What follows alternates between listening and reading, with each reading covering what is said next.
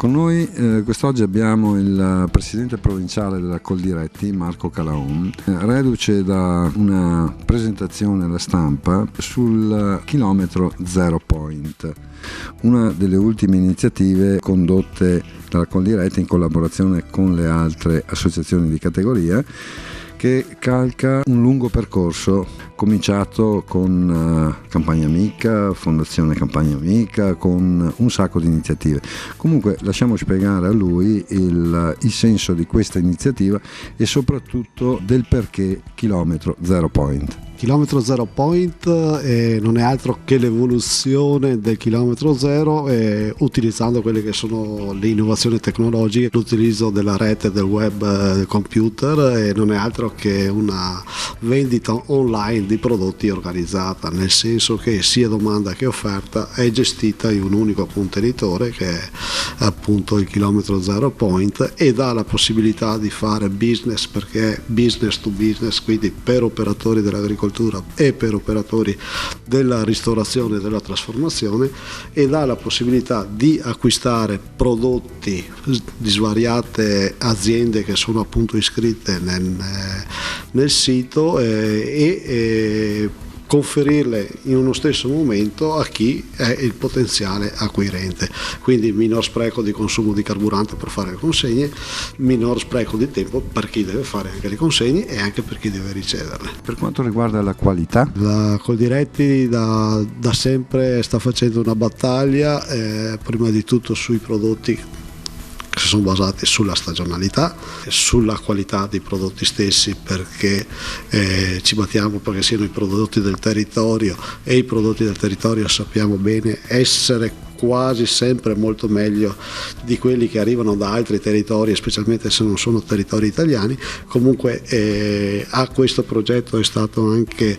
predisposto un livello di controllo qualitativo, non solo di controllo qualitativo, ma anche che le merci che vengono esitate siano, da un punto di vista di norma di legge, siano etichettate e consegnate come deve essere rispettato. Quindi qualità, salubrità, qualità organolettiche elevate e tutto nella più perfetta trasparenza. Quindi la qualità viene pressoché garantita dalla produttività dei nostri agricoltori, che direi che lavorano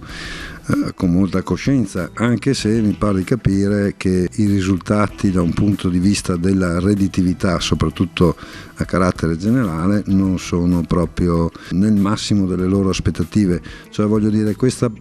chilometro Zero Point può costituire una strada per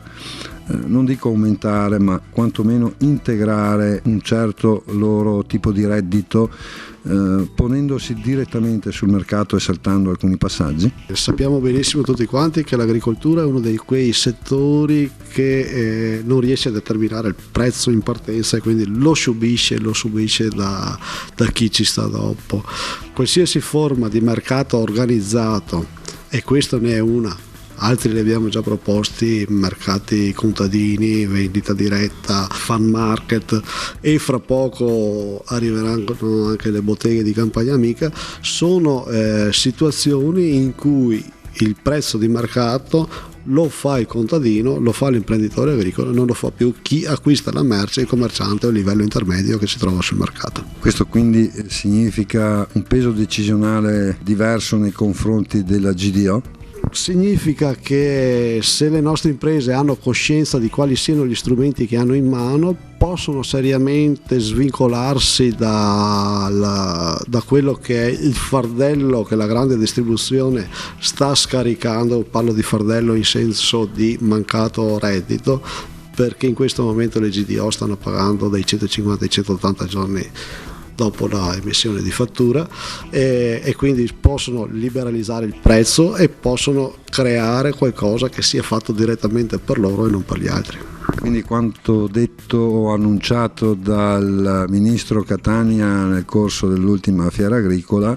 che prevede questi contratti finalmente scritti con pagamento a 90 giorni, Ma è stato solo un annuncio o